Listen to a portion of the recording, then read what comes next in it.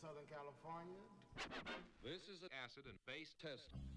Okay, let's begin. That's the sound of the police. That's the sound of the beast. That's the sound of the police. That's the sound of the beast. That's the sound of the police. That's the sound of the police. That's the sound of the police. That's the sound of the police.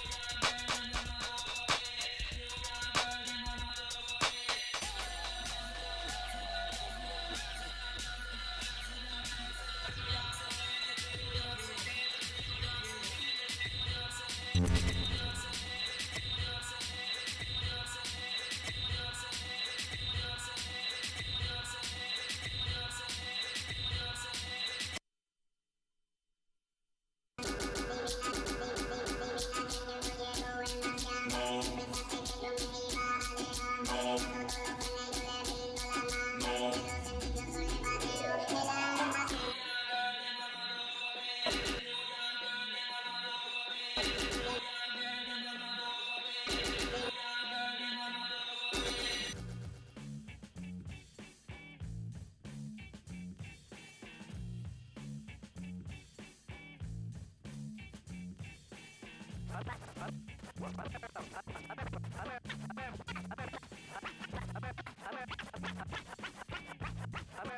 most blooded.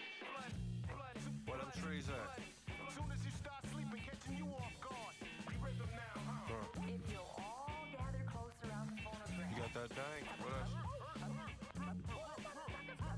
Where Quaz at?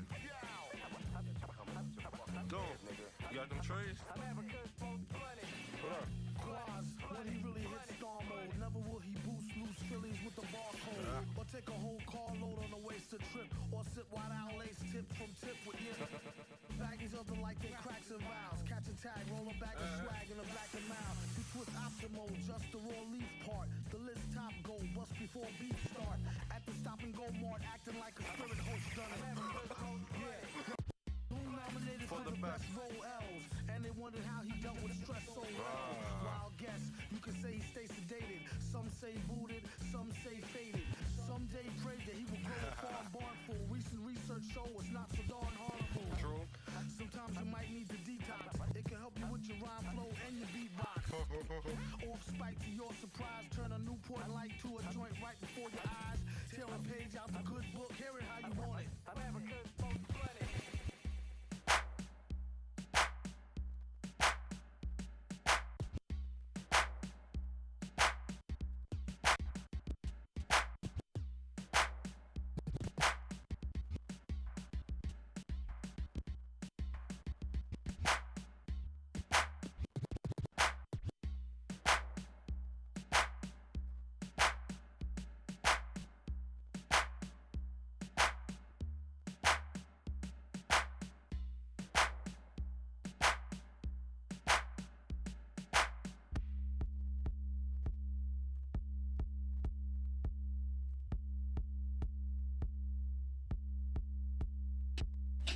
People get ready.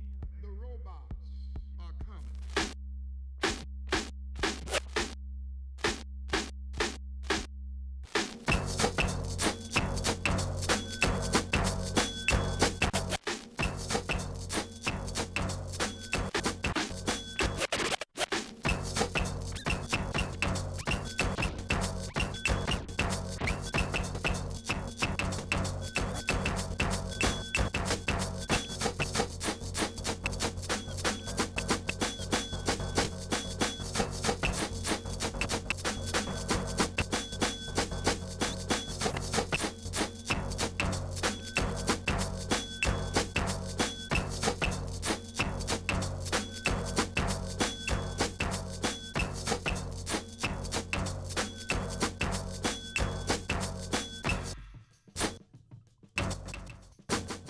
The robots are coming. When I get my big break.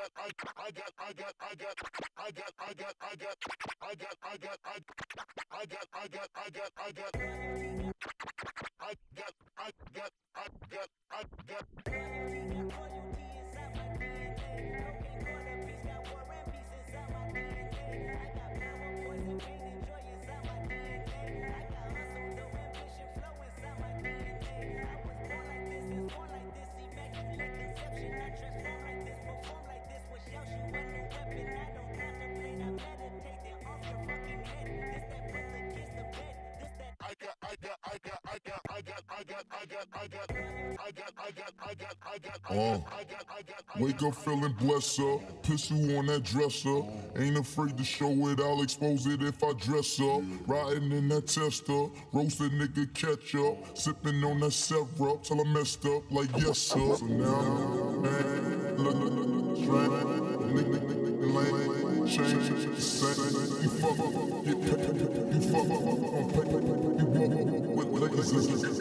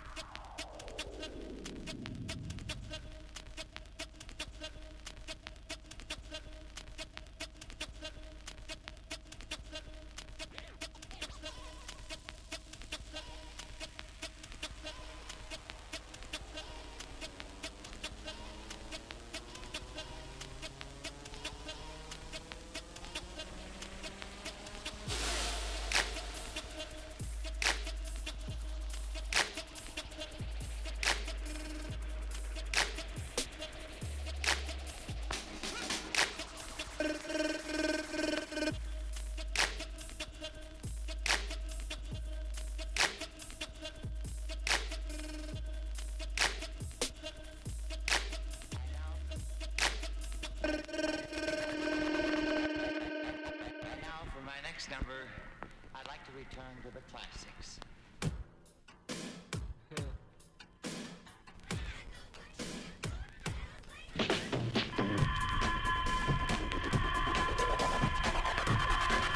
Along with the people's peace.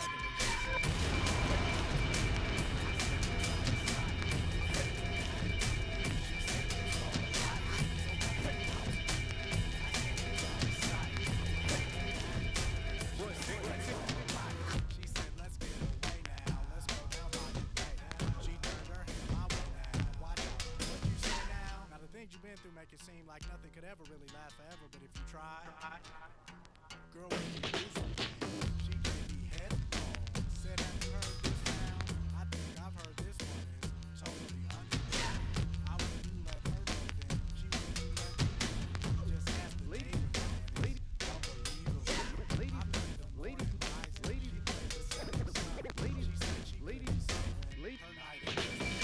Ladies and gentlemen, please take your seats and take your seats and silence your cell phones.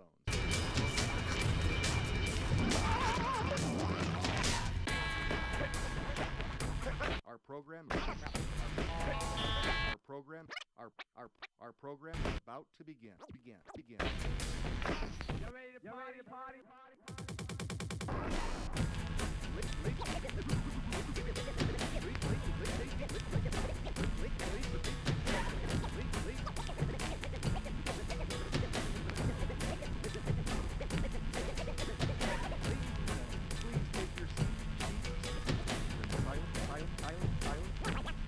Silence your cell phone.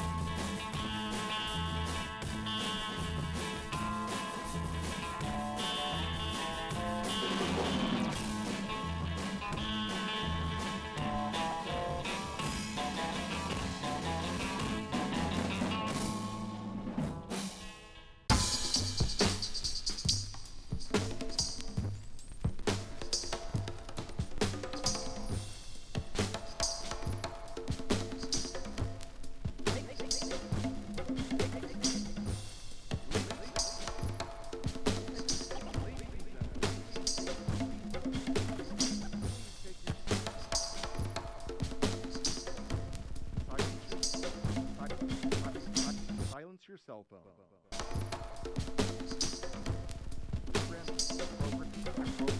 Our program is about to begin.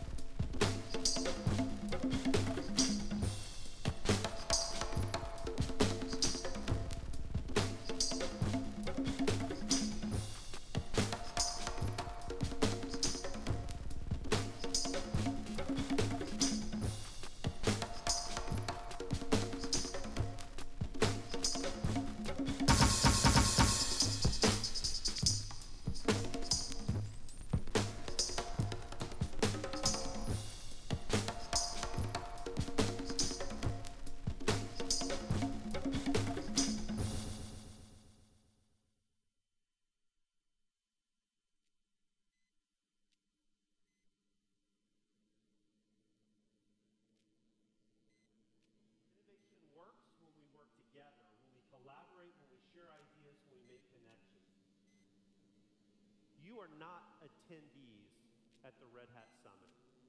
You are participants in the Red Hat Summit.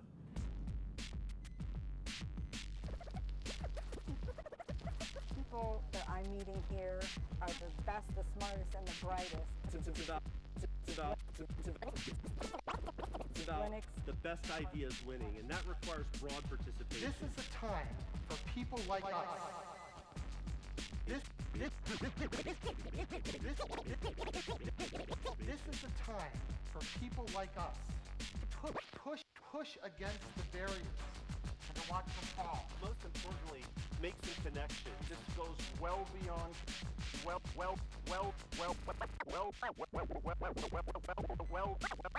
well beyond continuous development. Well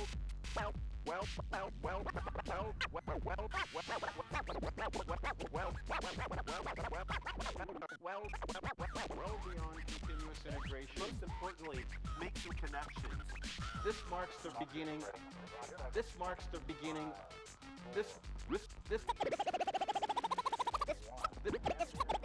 marks the beginning of continuous innovation.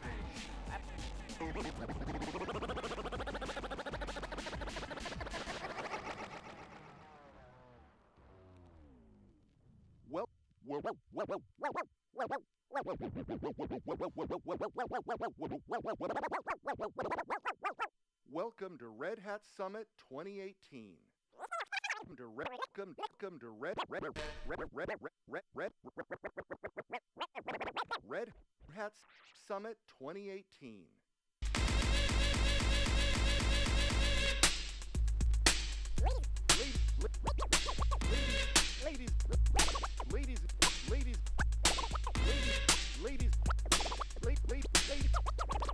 Ladies and gentlemen, please welcome Red Hat President and Chief Executive Officer Jim Whitehurst.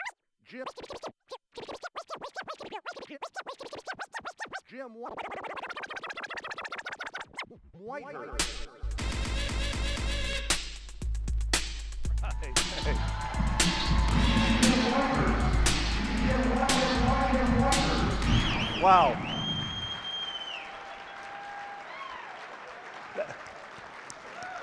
That is truly the coolest introduction I've ever had. Thank you.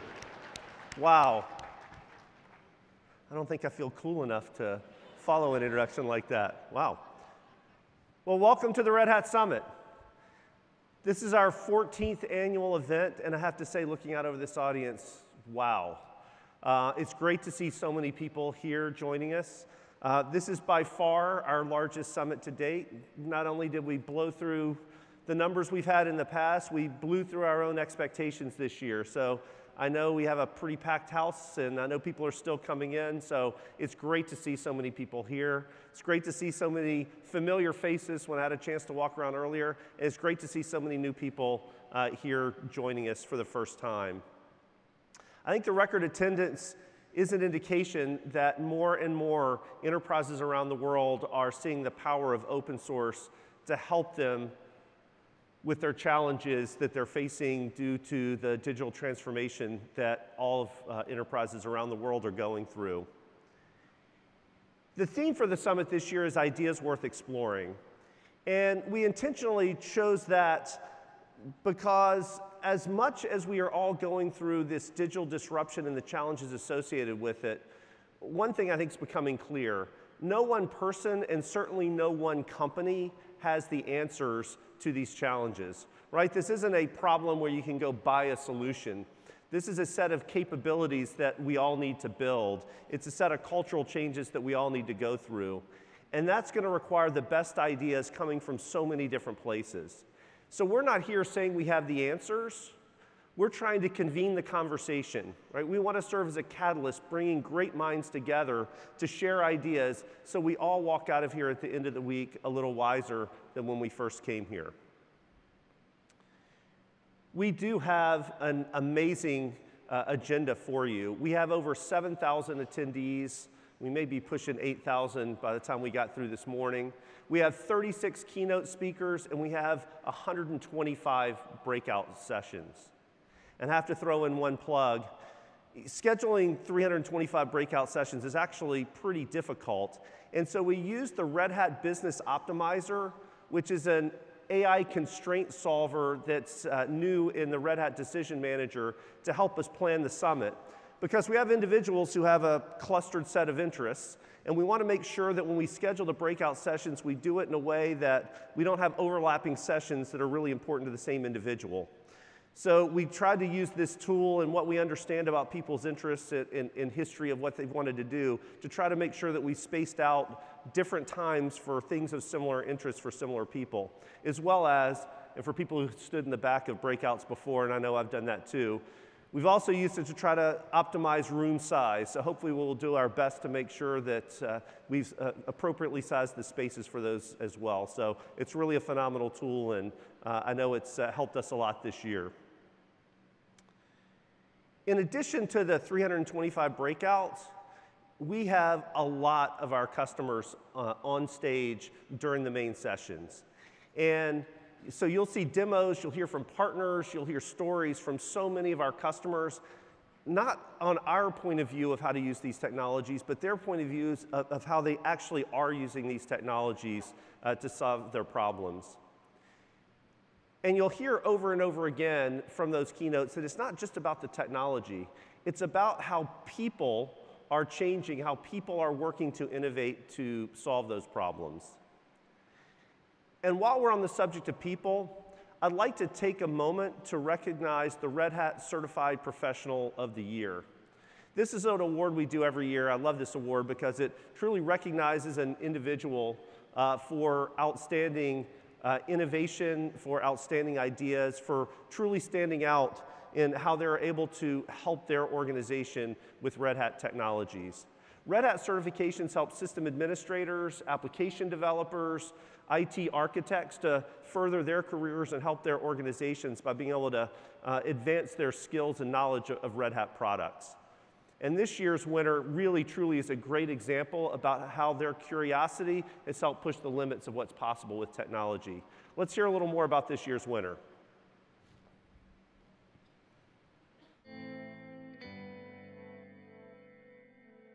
When I was studying at the university, I had computer science as one of my subjects, and that's what created the passion from the very beginning.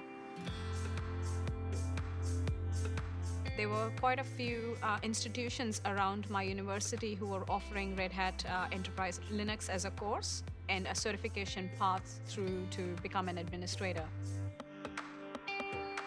Red Hat Learning Subscription has offered me a lot more than any other trainings that I've done so far. That gave me exposure to so many products under Red Hat technologies that I wasn't even aware of. I started to think about the better ways of how these learnings can be put into the real-life use cases. And we started off with a discussion with my manager saying, I have to try this product and I really want to see how it really fits in our environment. And that product was Red Hat Virtualization. We went from deploying Rev and then OpenStack and then the OpenShift environment. We wanted to overcome some of the things that we saw as challenges to the speed and rapidity of releasing code, etc. So it made perfect sense, and we were able to do it in a really short space of time. So, we truly did use it as an innovation lab. I think idea is everything. Ideas can change the way you see things. And Innovation Lab was such an idea that popped into my mind one fine day, and it has transformed the way we think as a team. And it's given that playpen to pretty much everyone to go and test their things, investigate, evaluate, do whatever they like in a non-critical, non-production environment. I recruited Neha almost 10 years ago now. I could see there was a spark, a potential with her, and she had a real drive, a real passion, and here we are nearly 10 years later. I'm Neha Sandhu. I'm a Red Hat certified engineer.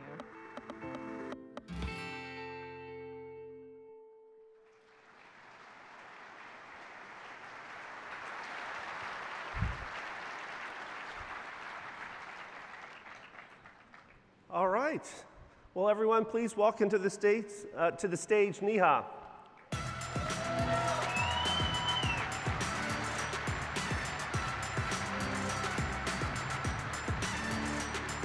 Congratulations. Thank you.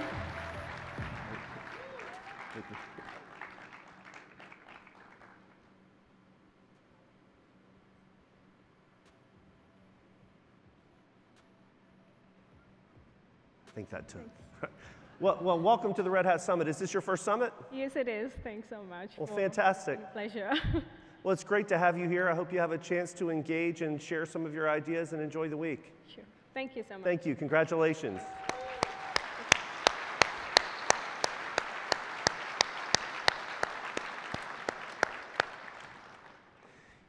Neha mentioned that she first got interest in open source at university, and it made me think, Red Hat's recently started our Red Hat Academy program that looks to programmatically infuse Red Hat technologies in universities around the world.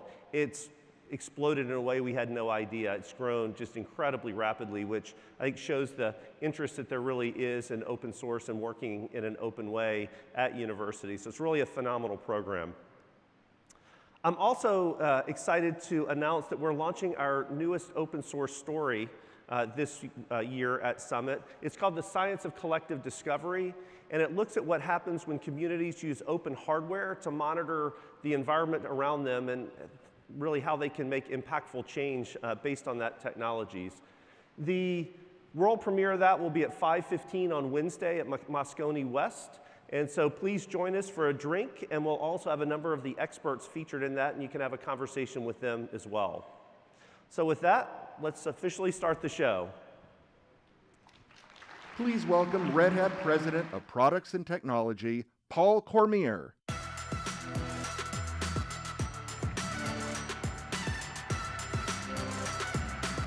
Wow, good morning. You know, I say it every year. I'm going to say it again. I know I repeat myself. It's just amazing. We are so proud here to be here today to wow you all week on how far we've come with open source and with the products that we provide at Red Hat. So welcome, and I hope the pride shows through. So, you know, I told you 7 summits ago on this stage that the future would be open. And here we are, just 7 years later. This is the 14th summit, but just 7 years later after that, and much has happened. And I think you'll see today and this week that that prediction that the world would be open was a pretty safe prediction.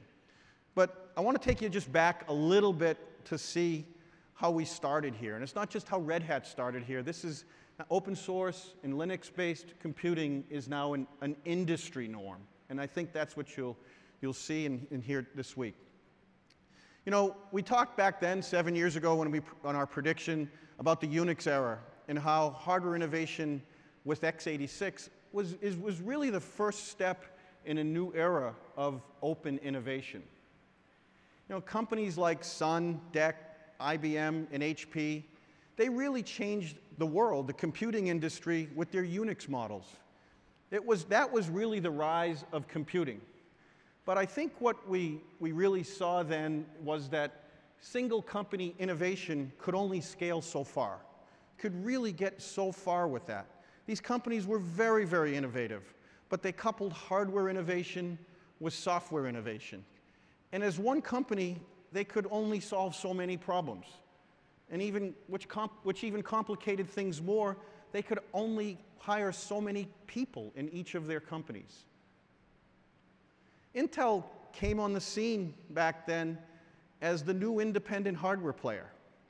And you know, that was really the beginning of the drive for horizontal computing power and computing.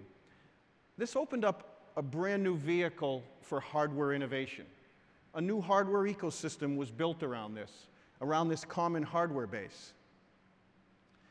Shortly after that, Stallman and Linus, they had a vision of an open model that was created, and they created Linux, but it was built around Intel.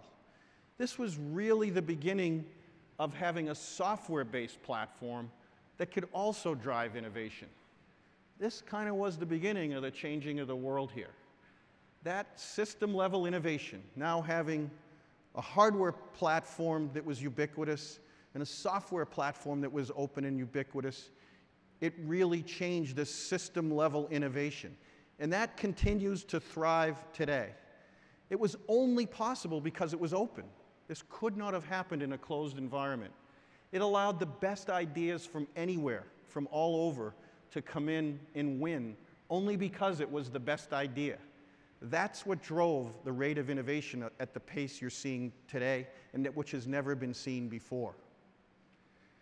We at Red Hat, we saw the need to bring this innovation to solve real-world problems in the enterprise. And I think that's going to be the theme of the show today. You're going to see us with our customers and partners talking about and showing you some of those real-world problems that we are solving with this open innovation. We created RHEL back then for this, for the enterprise. It started, it was successful because it scaled, it was secure, and it was enterprise ready. It once again changed the industry, but this time through open innovation. This gave the hardware ecosystem a software platform. This open software platform gave the hardware ecosystem a software platform to build around. It unleashed them, the hardware side, to compete and thrive. It enabled innovation from the OEMs. New players building cheaper, faster servers. Even new architectures from ARM to Power sprung up. With this change, we have seen an incredible amount of hardware innovation over the last 15 years. That same innovation happened on the software side. We saw powerful implementations of bare metal Linux distributions out in the market. In fact, at one point there were over 300 distributions out in the market. On the foundation of Linux, powerful open source equivalents were even developed in every area of technology. Databases, middleware, messaging, containers, anything you could imagine, innovation just exploded around the Linux platform. Innovation, it's at the core, also drove virtualization. Both Linux and virtualization led to another area of innovation, which you're hearing a lot about now, public cloud. This innovation started to proceed at a rate that we had never seen before. We had never experienced this in the past. And this unprecedented speed of innovation in software was now possible because you didn't need a chip foundry in order to innovate. You just needed great ideas in the open platform that was out there. Customers seeing this innovation in the public cloud sparked their desire to build their own Linux-based cloud platforms. And customers are now bringing that cloud efficiency on-premise in their own data centers. Public clouds demonstrated so much efficiency that data centers and architects wanted to take advantage of it on-premise, within their own controlled environments. This really allowed companies to make the most of existing investments, from data centers to hardware. They also gained many new advantages, from data sovereignty to new, flexible, agile approaches. I want to bring Burr and his team up here to take a look at what building out an on-premise cloud can look like today. Burr, take it away.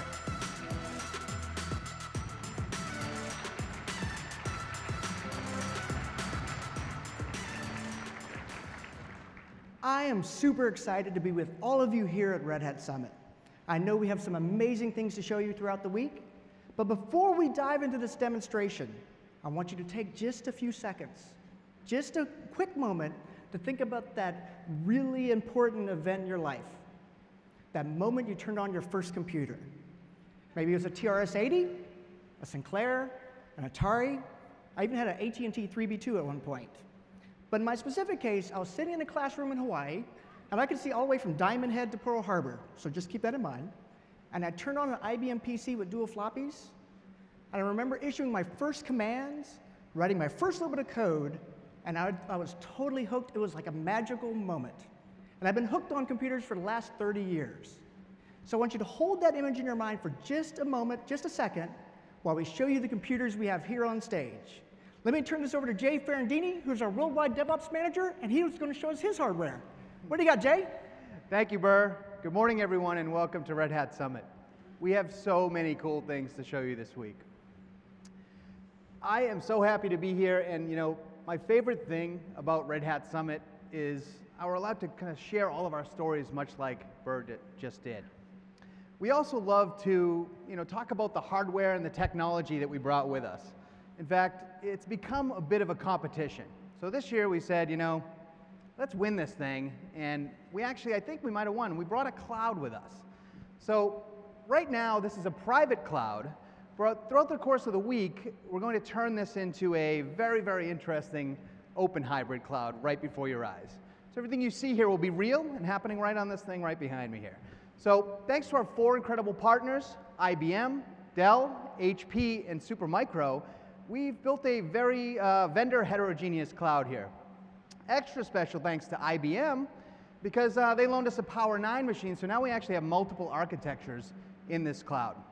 So as you know, one of the greatest benefits to running Red Hat technology is that we run on just about everything. And I can't stress enough how powerful that is, how cost effective that is, and it just makes my life easier, to be honest. So if you're interested, the people that built this actual rack right here are going to be hanging out in the customer success zone this whole week. It's on the 2nd floor of the lobby there, and they'd be glad to show you exactly how they built this thing.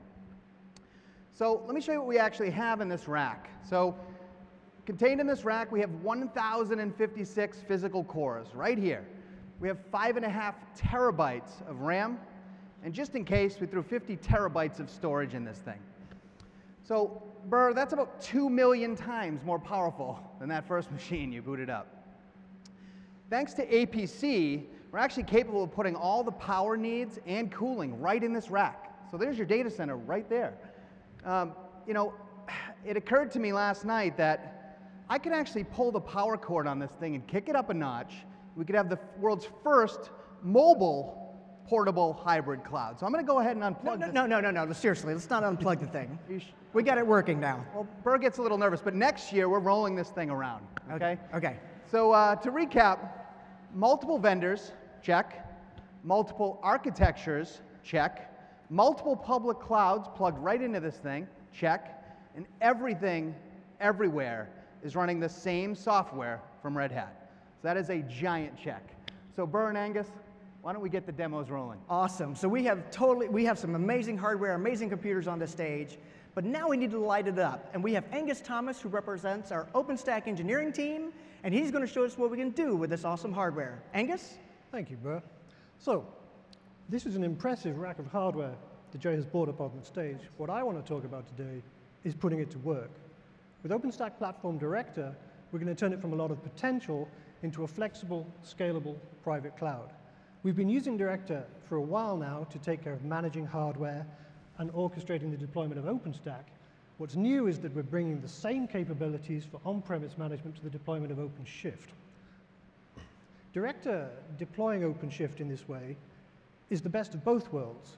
It's bare metal performance, but with an underlying infrastructure as a service that can take care of deploying in new instances and scaling out, and a lot of the things that we expect from a cloud provider. Director is running on a virtual machine on Red Hat virtualization at the top of the rack, and it's going to bring everything else under control. What you can see on the screen right now is the Director UI, and as you see, some of the hardware in the rack is already being managed. At the top level, we have information about the number of cores and the amount of RAM and the disks that each machine have. If we dig in a bit, there's information about MAC addresses and IPs and the management interface, the BIOS, and the kernel version. Dig a little deeper, and there is information about the hard disks. All of this is important because we want to be able to make sure that we're putting workloads exactly where we want them. Jay, could you please power on the 2 new machines at the top of the rack? Sure. All right, thank you. So when those 2 machines come up on the network, Director is going to see them, see that they're new and not already under management, and is immediately going to go into the hardware inspection that populates this database and gets them ready for use. So we also have profiles, which you can see here. Profiles are the way that we match the hardware in a machine to the kind of workload that it's suited to. This is how we make sure that machines that have all the disks run Ceph, and machines that have all the RAM run our application workloads, for example. There's two ways these can be set. When you're dealing with a rack like this, you can go in and individually tag each machine. But Director scales up to data centers. So we have a rules matching engine which will automatically take the hardware profile of a new machine and make sure it gets tagged in exactly the right way. So we can automatically discover new machines on the network, and we can automatically match them to a profile. That's how we streamline and scale up operations. Now, I want to talk about deploying the software. We have a set of validations. We've learned over time about the misconfigurations in the underlying infrastructure which can cause the deployment of a multi-node distributed application like OpenStack or OpenShift to fail. If you have the wrong VLAN tags on a switch port, or DHCP isn't running where it should be, for example, you can get into a situation which is really hard to debug. A lot of our validations actually run before the deployment. They look at what you're intending to deploy, and they check that the environment is the way that it should be, and they'll preempt problems. And obviously, preemption is a lot better than debugging. Something new that you probably have not seen before is Director managing multiple deployments of different things side by side. Before we came out on stage, we also deployed OpenStack on this rack. Just to keep me honest, let me jump over to OpenStack very quickly. A lot of our OpenStack customers will be familiar with this UI. And the bare metal deployment of OpenStack on our rack is actually running a set of virtual machines which is running Gluster. You're going to see that put to work later on during the summit. Jay's gone to an awful lot of effort to get this hardware up on the stage, so we're going to use it as many different ways as we can. Okay, let's deploy OpenShift. If I switch over to the deployment plan view, there's a few steps. First thing you need to do is make sure we have the hardware. I already talked about how Director manages hardware. It's smart enough to make sure that it's not going to attempt to deploy onto machines that are already in use. It's only going to deploy on machines that have the right profile, but I think with the rack that we have here, we've got enough. Next thing is the deployment configuration. This is where you get to customize exactly what's going to be deployed to make sure that it really matches your environment. If there are external IPs for additional services, you can set them here. Whatever it takes to make sure that the deployment is going to work for you. As you can see on the screen, we have a set of options around enabling TLS for encryption network traffic. If I dig a little deeper, there are options around enabling IPv6 and network isolation so that different classes of traffic go over different physical NICs. Okay, then we have roles. Now roles, this is essentially about the software that's going to be put on each machine. Director comes with a set of roles for a lot of the software that Red Hat supports, and you can just use those, or you can modify them a little bit if you need to add a monitoring agent or whatever it might be, or you can create your own custom roles. Director has quite a rich syntax for custom role definition and custom network topologies, whatever it is you need in order to make it work in your environment. So the roles that we have right now are going to give us a working instance of OpenShift. If I go ahead and click through, the validations are all looking green. So right now, I can click the button, start to the deploy, and you will see things lighting up on the rack. Director's going to use IPMI to reboot the machines, provision them with a rel image, put the containers on them, and start up the application stack. Okay, so one last thing. Once the deployment is done, you're going to want to keep Director around. Director has a lot of capabilities around what we call day two operational management, bringing in new hardware, scaling out deployments, dealing with updates, and critically dealing with upgrades as well. So, having said all of that, it is time for me to switch over to an instance of OpenShift deployed by Director, running on bare metal on our rack, and I need to hand this over to our developer team so they can show what they can do with it. Thank you. That is so awesome, Angus. So what you've seen now is going from bare metal to the ultimate private cloud with OpenStack Director, making OpenShift ready for our developers to build their next generation applications. Thank you so much, guys. That was totally awesome. I love what you guys showed there. Now I have the honor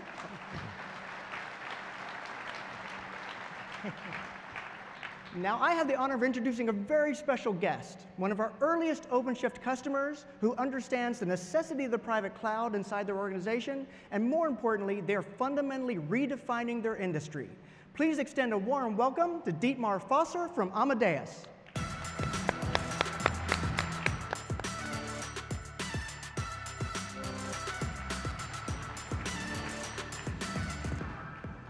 Well, Good morning, everyone. A big thank you for having Amadeus here and myself.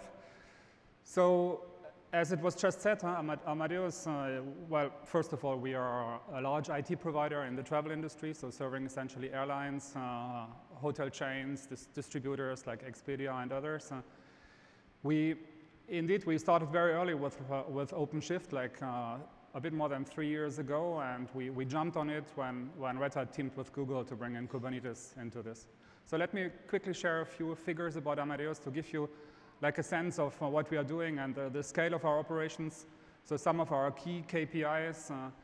One of our key metrics is what we call passenger boarded. So that's the number of customers that physically board a plane over the year. So through our systems, it's roughly 1.6 billion people checking in, taking aircraft under the Amadeus systems, close to 600 million travel agency bookings. Virtually all airlines are on the system, and one figure I want to stress out a little bit is this 1 trillion availability requests per day. That's when I read this figure, my mind boggles a little bit.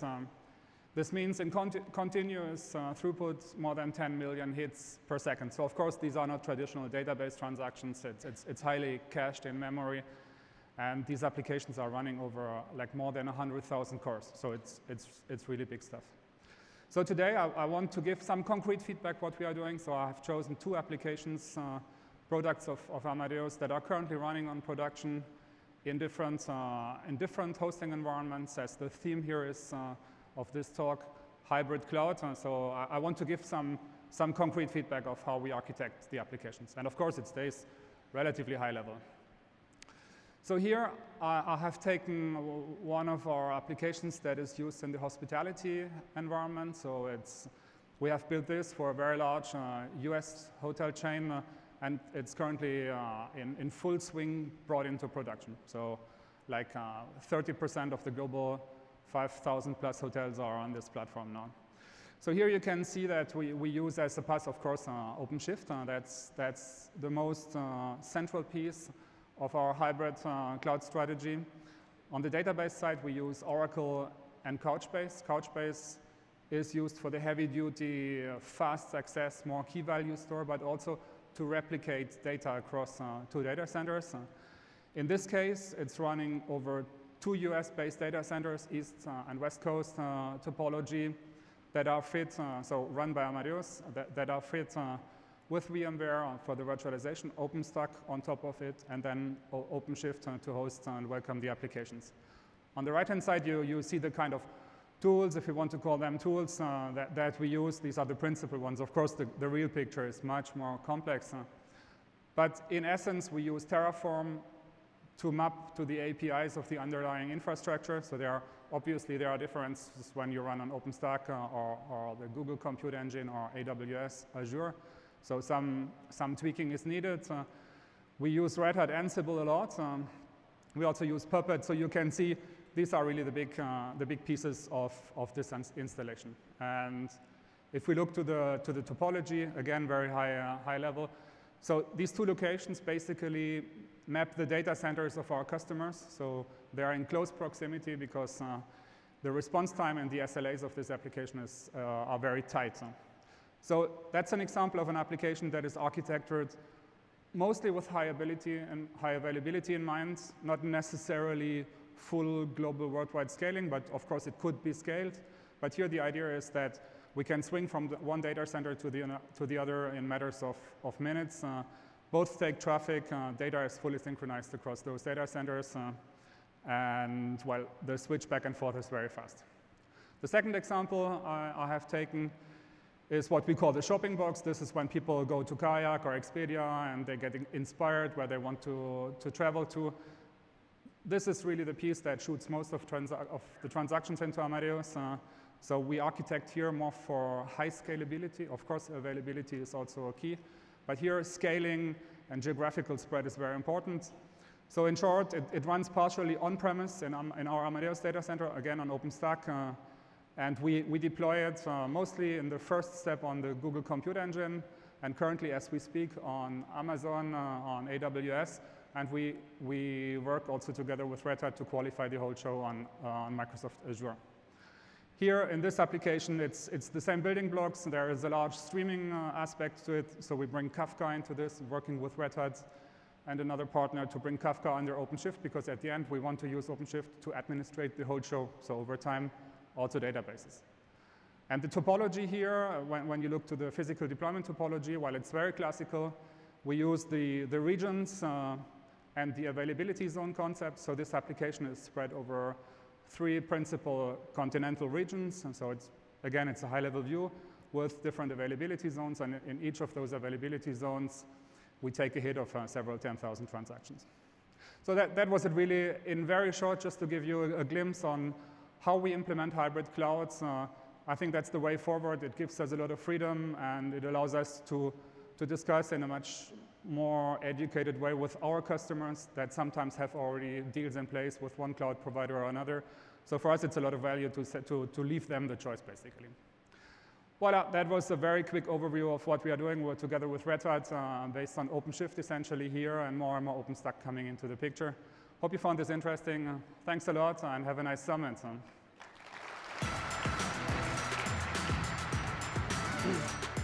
Thank you so much, Dietmar. Thanks. Great solution. We've worked with Dietmar and his team for a long time. Great solution. So I want to take us back a little bit. I want to circle back. I sort of ended talking a little bit about the public cloud. So let's circle back there. You know, even though some applications need to run in various footprints on premise, there's still great gains to be had for running certain applications in the public cloud. I mean, public cloud will be as impactful to the industry as Unix era of computing was. But by itself, it'll have some of the same limitations and challenges that model had. Today, there's tremendous cloud innovation happening in the public cloud. It's being driven by a handful of massive companies. And much like the innovation that Sun, DEC, HP, and others drove in the Unix era of computing, many customers want to take advantage of the best innovation, no matter where it comes from. But as they even eventually saw in the Unix era, they can't afford the best innovation at the cost of a siloed operating environment. With the open community, we are building a hybrid application platform that can give you access to the best innovation, no matter which vendor or which cloud that it comes from.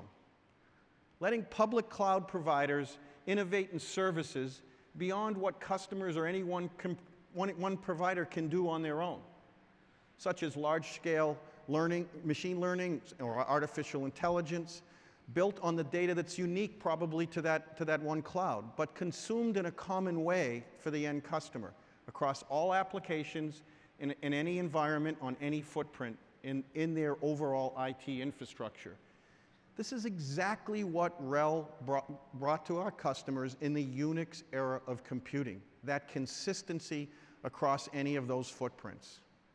Obviously, enterprises will have applications for all different uses. Some will live on-premise, some in the cloud. Hybrid cloud is the only practical way forward. I think you've been hearing that from us for a long time. It is the only practical way forward, and it'll be as impactful as anything we've ever seen before. I want to bring Burr and his team back to see a hybrid cloud deployment in action. Burr?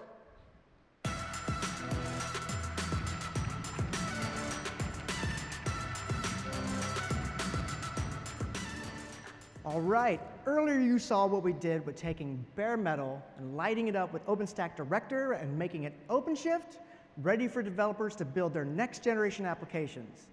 Now we want to show you one of those next generation applications. And what we've done is we've taken OpenShift and spread it out and installed it across Azure and Amazon, a true hybrid cloud. So with me on stage today is Ted, who's going to walk us through an application, and Brent Midwood, who's our DevOps engineer, who's going to make sure he's monitoring on the backside that make sure we do a good job. So at this point, Ted, what have you got for us? Thank you, Burr, and good morning, everybody. This morning, we are running on the stage in our private cloud an application that's providing fraud detection service for financial transactions.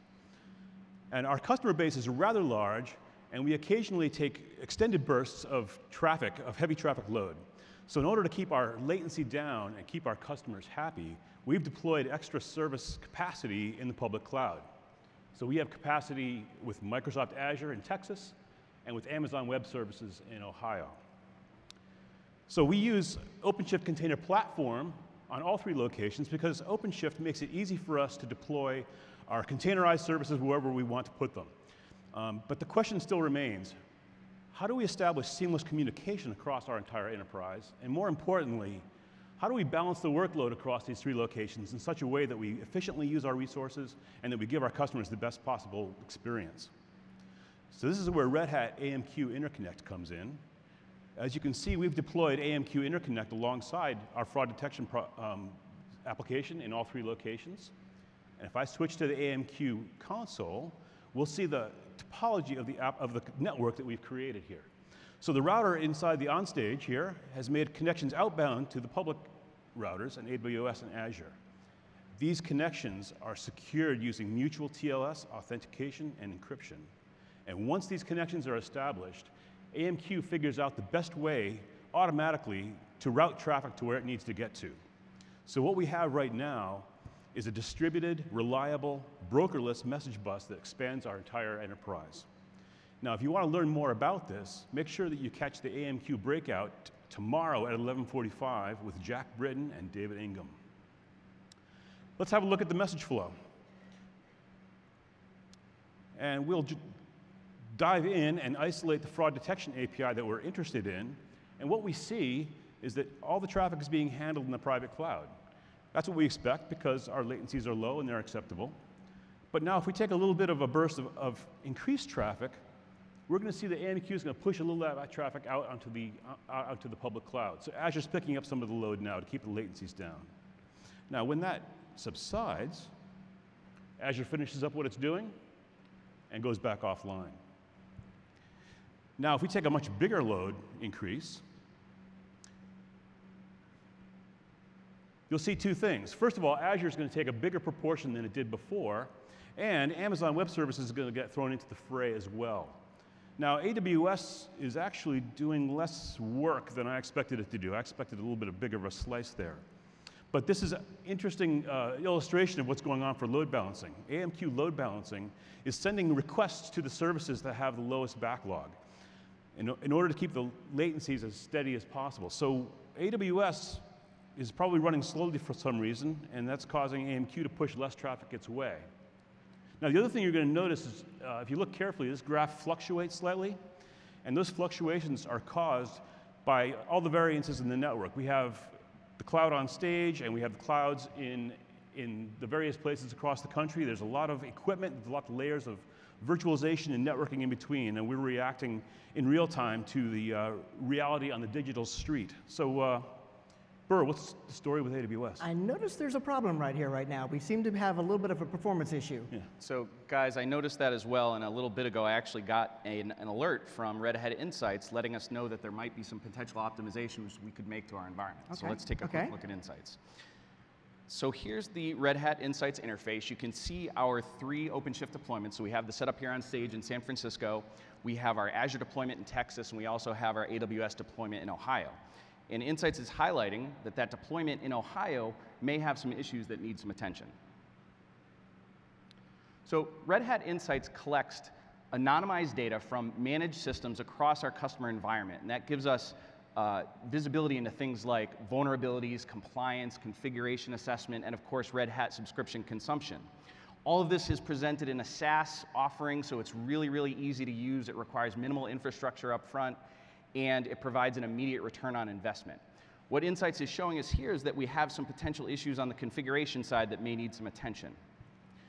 From this view, I actually get a look at all the systems in our inventory, including instances and containers, and you can see here on the left that Insights is highlighting one of those instances as needing some potential attention. It might be a candidate for optimization.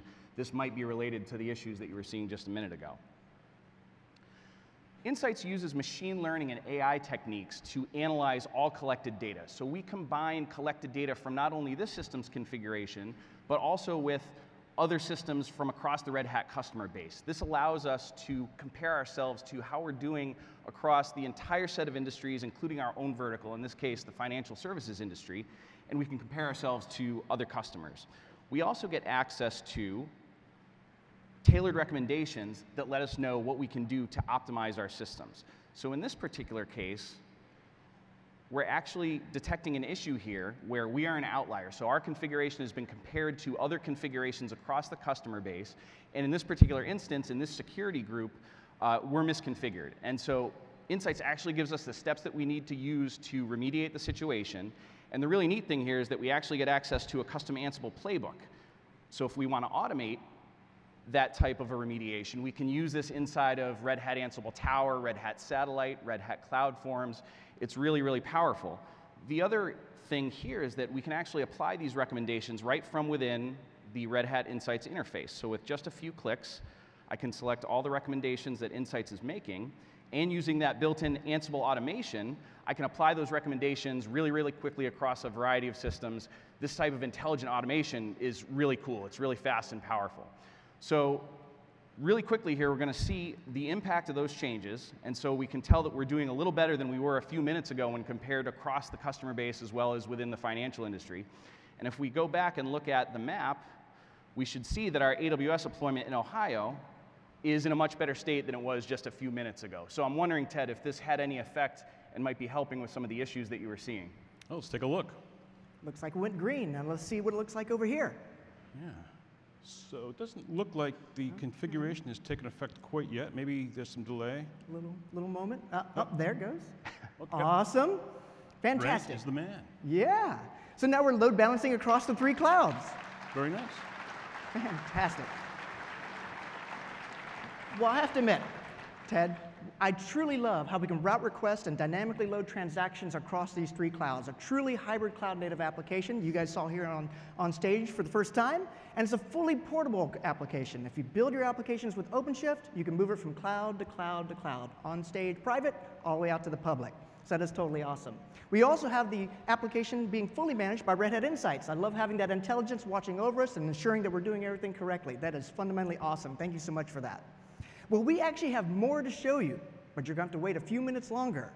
Right now, we'd like to welcome Paul back to the stage, and we have a very special early Red Hat customer, an Innovation Award winner from 2010, who's been going boldly forward with their open hybrid cloud strategy.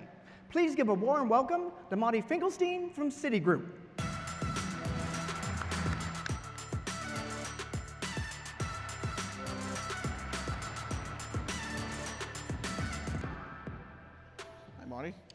Hey, Paul.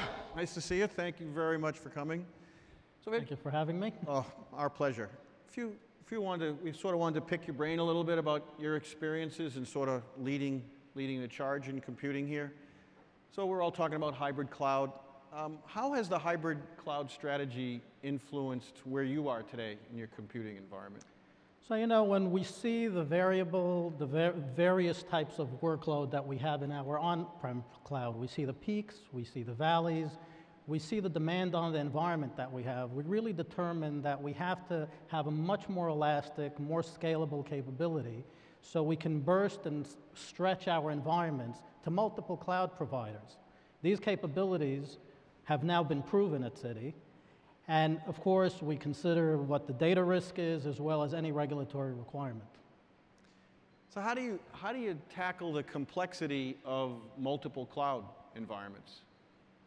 So every cloud provider has its own unique set of capabilities. They have their own APIs, distributions, value-added services. We wanted to make sure that we could arbitrate between the different cloud providers, maintain all source code and orchestration capabilities on-prem to drive those capabilities from within our platforms.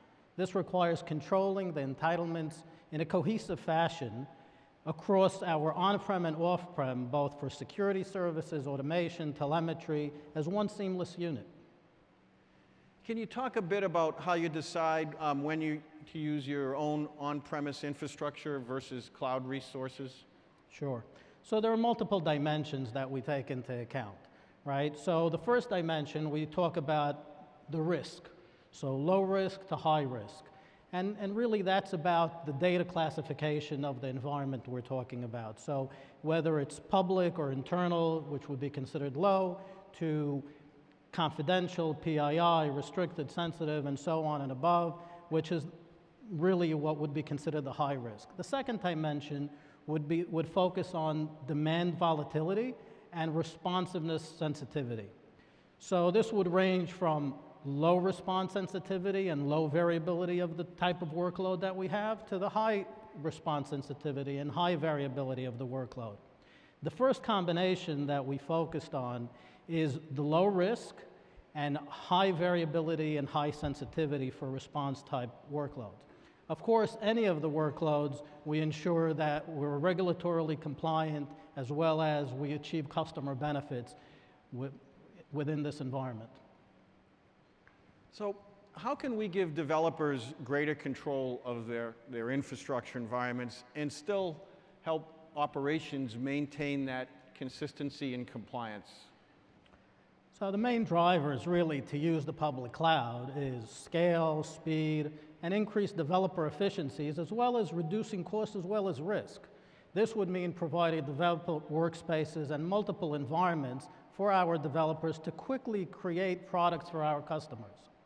All this is done, of course, in a DevOps model while maintaining the source and artifacts registry on-prem. This would allow our developers to test and select various middleware products and other products, but also ensure all the compliance activities in a centrally controlled repository.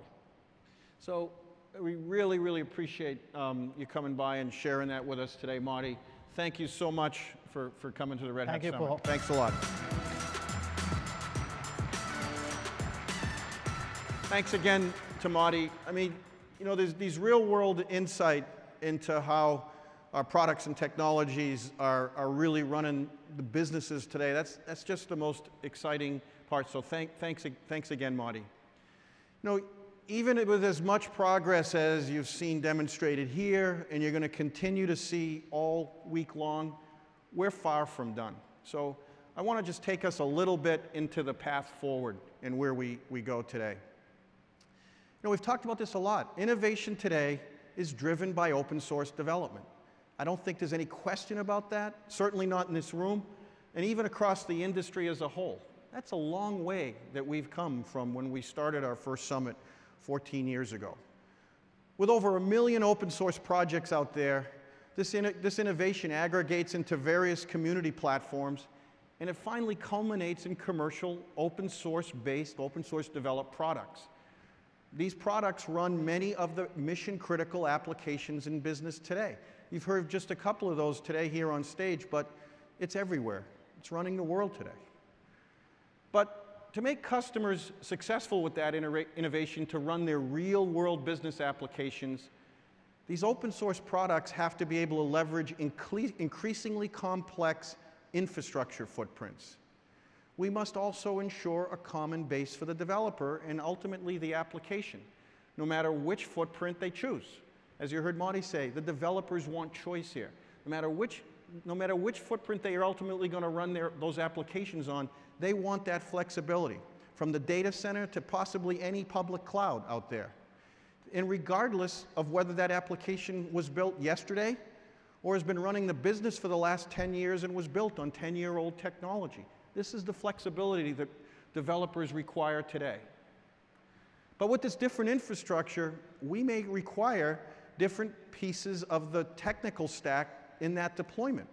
One example of this, it affects many things, is KVM, which provides the foundation for many of those use cases that require virtualization.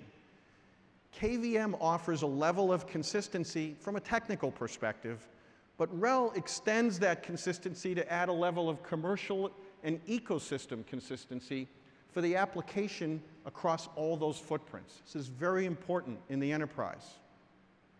But while RHEL and KVM form the foundation, other technologies are needed to really satisfy the functions on these different footprints. Traditional virtualization has requirements that are satisfied by projects like Overt and products like Rev.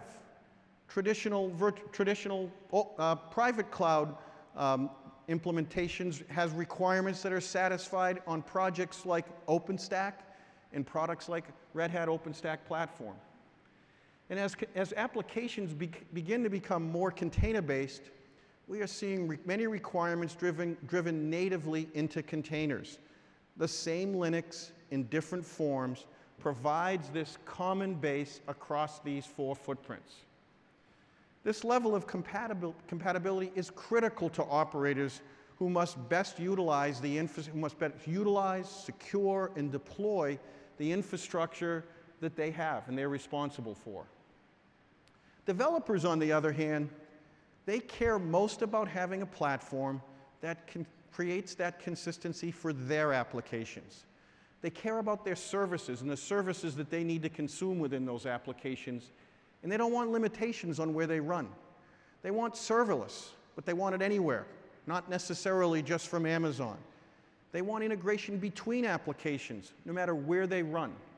They still want to run their Java EE, now named Jakarta EE, apps and bring those applications forward into containers and microservices.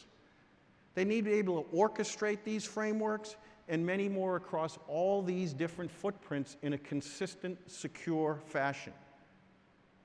This creates natural tension between development and operations. Frankly, customers amplify this tension with organizational boundaries that are holdover from the Unix era of computing. It's really the job of our platforms to seamlessly remove these boundaries, and it's the goal of Red Hat to seamlessly get you from the old world to the new world. We're going to show you a really cool demonstration now. We're going to show you how you can automate this transition. First, we're going to take a Windows virtual machine from a traditional VMware deployment. We're going to convert it into a KVM-based virtual machine running in a container, all under the Kubernetes umbrella. This makes virtual machines more accessible to the developer. This will accelerate the transformation of those virtual machines into cloud-native, container-based form. We will work this capability over the product line in the coming releases so we can strike the balance of enabling our developers to move in this direction. We want to be able to do this while enabling mission-critical operations to still do their job. So let's bring Burr and his team back up to show you this in action. Burr, one more. Thanks.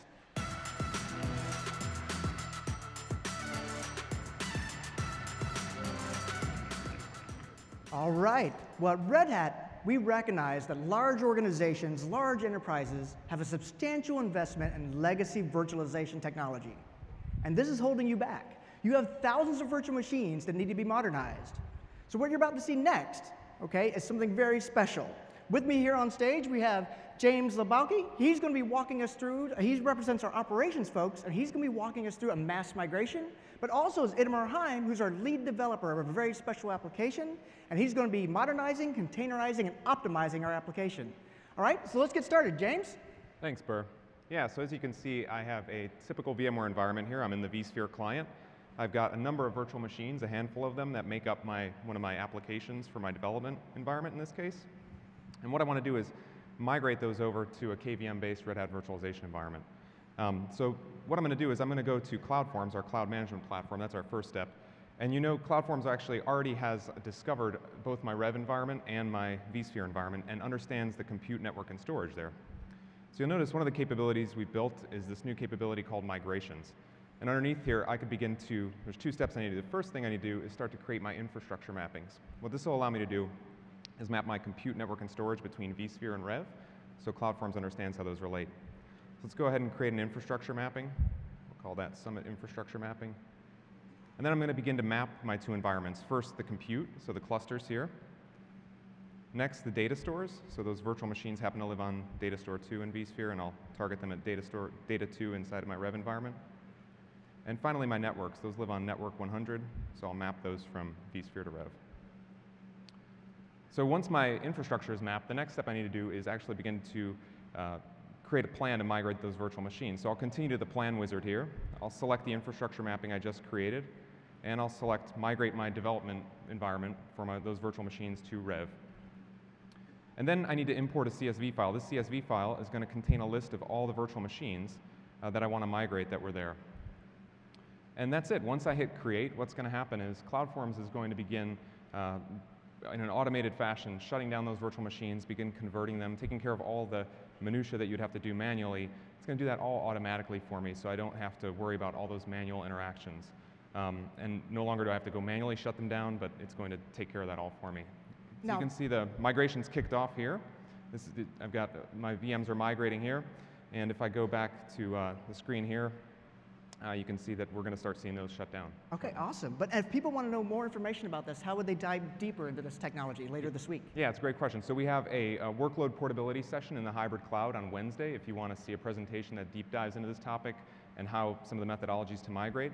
And then on Thursday, we actually have a hands-on lab. It's the IT optimization VM migration lab that you can check out. And as you can see, those are shutting down here. Yeah, we see it powering off right now. That's fantastic. Absolutely. So if I go back, now that's going to take a while. You got to convert all the disks and move them over.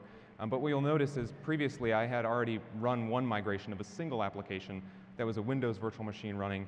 And if I browse over to Red Hat Virtualization, I can see on the dashboard here, I can browse to virtual machines. I have migrated that Windows virtual machine. And if I open up a tab, I can now browse to my Windows virtual machine, which is running our Wingtip Toy Store application, our sample application here. And now my VM has been moved over from from VMware to Rev and is available for Itamar. All right, available to our developers. Yep. All right, Itamar, what are you going to do for us here? Well, James, it's great that you can save costs by moving from VMware to Red Hat Virtualization. But I want to containerize our application, and with container-native virtualization, I can run my virtual machine on OpenShift like any other container using KubeVirt, a Kubernetes operator, to run and manage virtual machines. Let's look at the OpenShift Service Catalog. We can see we have a new virtualization section here. We can import KVM or VMware virtual machines, or if they are already loaded, we can create new instances of them for the developer to work with.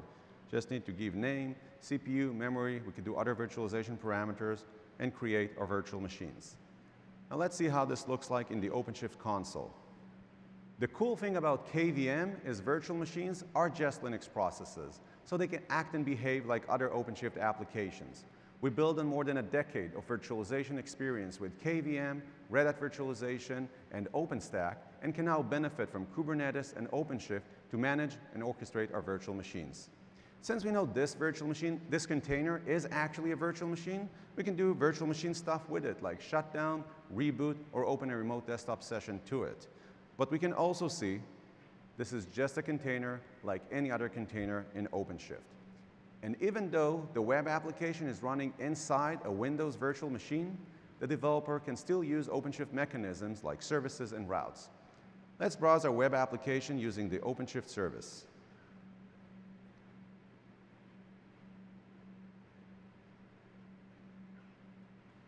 It's the same Wingtip Toys application, but this time the virtual machine is running on OpenShift. But we're not done. We want to containerize our application. Since it's a Windows virtual machine, we can open a remote desktop session to it. We see we have here Visual Studio and an ASP.NET application. Let's start containerizing by moving the Microsoft SQL Server database from running inside the Windows virtual machine to running on Red Hat Enterprise Linux as an OpenShift container. We'll go back to the OpenShift Service Catalog. This time we'll go to the database section, and just as easily we'll create a SQL Server container. Just need to accept the EULA, provide password, choose the edition we want, and create a database. And again, we can see the SQL Server is just another container running on OpenShift. Now let's find the connection details for our database. To keep this simple, we'll take the IP address of our database service,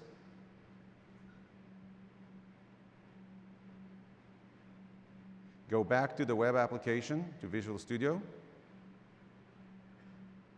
update the IP address in the connection string, publish our application, and go back to browse it through OpenShift.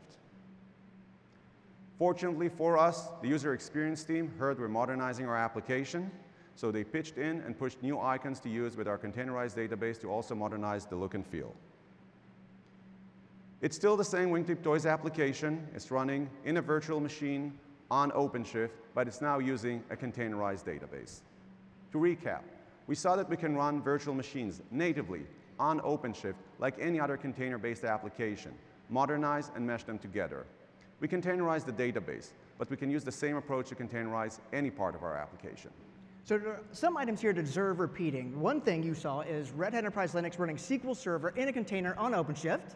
And you also saw a Windows VM with a .NET native application also running inside of OpenShift. So tell us what's special about that. That seems pretty crazy what you did there. Exactly, Burr. If we take a look under the hood, we can use the Kubernetes commands to see the list of our containers. In this case, the SQL Server and the virtual machine containers. But since KubeVirt is a Kubernetes operator, we can actually use Kubernetes commands like kubectl to list our virtual machines and manage our virtual machines like any other entity in Kubernetes. Oh, I love that. So there's your Kubernetes YAML. We can see the kind says virtual machine. That is totally awesome. Now, people here are going to be very excited about what they just saw. Where can they get more information, and when will this be coming? What can they do to dive in? This will be available as part of Red Hat Cloud Suite in Tech Preview later this year. But we are looking for early adopters now, so give us a call. Also, come check our deep dive session introducing container native virtualization Thursday, 2 p.m. Awesome, that is so incredible. So we went from the old to the new, from the closed to the open, the Red Hat way. You're going to be seeing more from our demonstration team this coming Thursday at 8 a.m. Do not be late. If you like what you saw today, you're going to see a lot more of that going forward. So we got some really special things in store for you. So at this point, thank you so much, Itamar. Thank you so much. You guys were awesome. Yeah?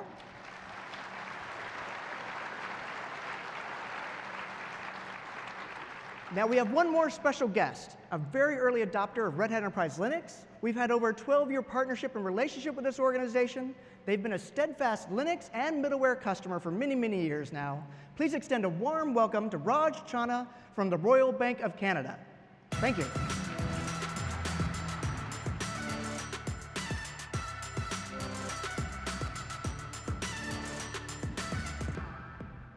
Thank you. It's great to be here. RBC is a large global full services bank. We are the largest bank in Canada, top 10 global, operate in 30 countries, and run 5 key business segments: personal and commercial banking, investor and treasury services, capital markets, wealth management, and insurance. But honestly, unless you are in the banking segment, those 5 business segments that I just mentioned may not mean a lot to you. But what you might appreciate is the fact that we've been around in business for over 150 years. We started our digital transformation journey about 4 years ago. And we are focused on new and innovative technologies that will help deliver the capabilities and lifestyle our clients are looking for. We have a very simple vision, and we often refer to it as the digitally enabled bank of the future. But as you can appreciate, transforming a 150-year-old bank is not easy. It certainly does not happen overnight. To that end, we've had a clear, unwavering vision, a very strong innovation agenda, and most importantly, a focus towards a flawless execution. Today, in banking, business strategy and IT strategy are one and the same. They're not two separate things. We believe that in order to be the #1 bank, we have to have the #1 tech team. There is no question that most of today's innovations happens in the open source community. RBC relies on Red Hat as a key partner to help us consume these open source innovations in a manner that it meets our enterprise needs. RBC was an early adopter of Linux. We operate one of the largest footprints of RHEL in Canada. Same with JBoss. We've had tremendous success in driving cost out of infrastructure by partnering with Red Hat, while at the same time delivering a world-class hosting service to our business.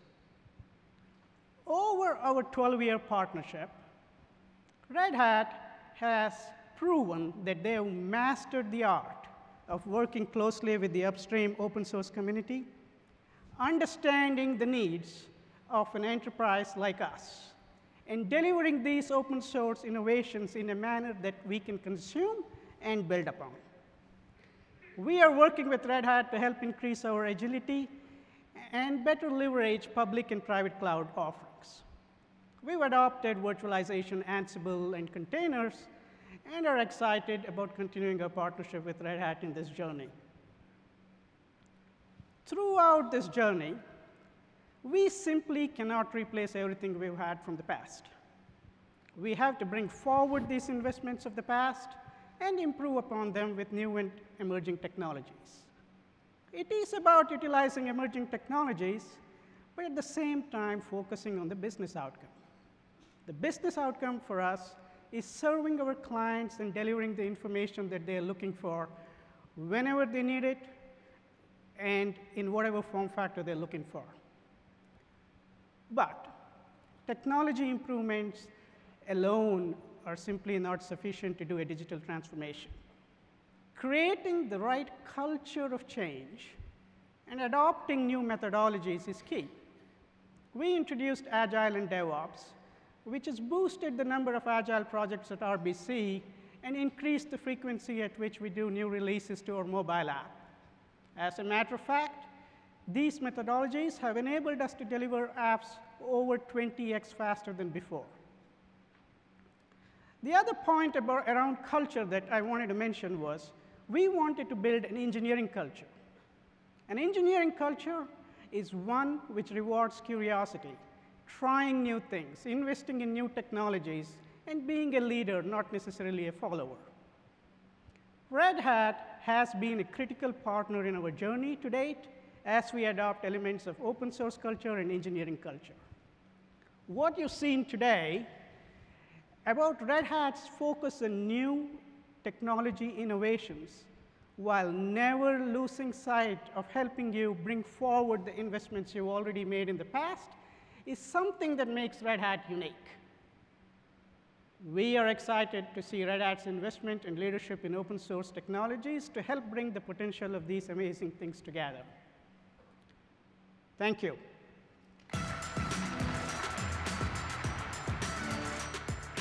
Thank you so much, Raj. Thanks. That's great. The thing, you know, seeing going from the old world to the new with automation. So, you know, the things you've seen demonstrated today, they're more sophisticated than any one company could ever have done on their own. Certainly not by using a proprietary development model. Because of this, it's really easy to see why open source has become the center of gravity for enterprise computing today. With all the progress open source has made, we're constantly looking for new ways of accelerating that into our products so we can take that into the enterprise with customers like these that you've met today. You know, we recently made an addition to the Red Hat family. We brought in CoreOS to the Red Hat family. And you know, adding CoreOS has really been our latest move to accelerate that innovation into our products. This will help the adoption of OpenShift Container Platform even deeper into the enterprise. And as we did with the Linux Core Platform in 2002, this is just exactly what we did with Linux back then. Today we're announcing some exciting new technology directions. First, we'll integrate the benefits of automated operations. So for example, you'll see dramatic improvements in the automated intelligence about the state of your clusters in OpenShift with the CoreOS additions. Also, as part of OpenShift, we'll include a new variant of RHEL called Red Hat CoreOS, maintaining the consistency of RHEL for the operations side of the house while allowing for a consumption of over-the-air updates from the kernel to Kubernetes. Later today, you'll hear how we are extending automated operations beyond customers and even out to partners. All of this starting with the next release of OpenShift in July. Now, all of this, of course, will continue in an upstream, open source innovation model. That includes continuing container Linux for the community users today, while also evolving the commercial products to bring that innovation out to the enterprise. This combination is really defining the platform of the future. Everything we've done for the last 16 years since we first brought RHEL to the commercial market has been to get us just to this point. Hybrid cloud computing is now being deployed multiple times in enterprises every single day, all powered by the open source model. And powered by the open source model, we will continue to redefine the software industry forever. You know, in 2002, with all of you, we made Linux the choice for enterprise computing. This changed the innovation model forever. And I started this session today talking about our prediction of 7 years ago on the future being open. We've all seen so much happen in those 7 years. We at Red Hat have celebrated our 25th anniversary, including 16 years of RHEL in the enterprise. It's now 2018. Open hybrid cloud is not only a reality, but it is the driving model in enterprise computing today. And this hybrid cloud world would not even be possible without Linux as a platform and the open source development model to build around it. And while we think we may have accomplished a lot in that time, and we may think we have changed the world a lot, we have. But I'm telling you, the best is yet to come now that Linux and open source software is firmly driving that innovation in the enterprise. What we've accomplished today and up till now has just set the stage for us together to change the world once again. And just as we did with RHEL more than 15 years ago, with our partners, we will make hybrid cloud the default in the enterprise.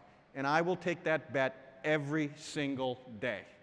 Have a great show and have fun watching the future of computing unfold right in front of your eyes. See you later.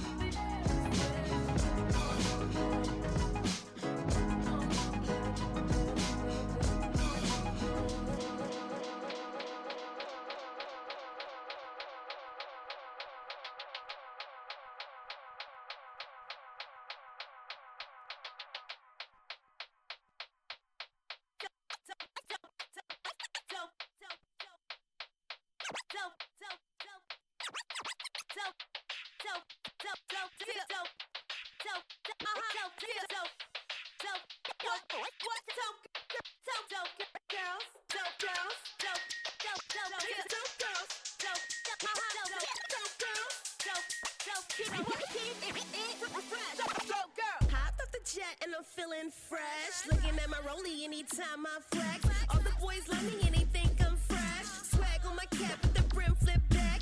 Rolling with my fly girls, rocking baby fat. Dookie chain on, about to get to the cash. Know the Benjamins keep a dope girl fresh. Grills diamond cut, flossing in the Corvette. Better cut correct if you wanna impress. Keep it fresh. Catch me on the strip everywhere the party at. Keep it fresh. Looking real fly, fresher than peppermint. Keep it fresh. Got a dope girl pose with my dope girl clothes. Back to the block with a dope girl knows. Dope girl. Yeah, dope girl. Yeah, dope girl. Dope.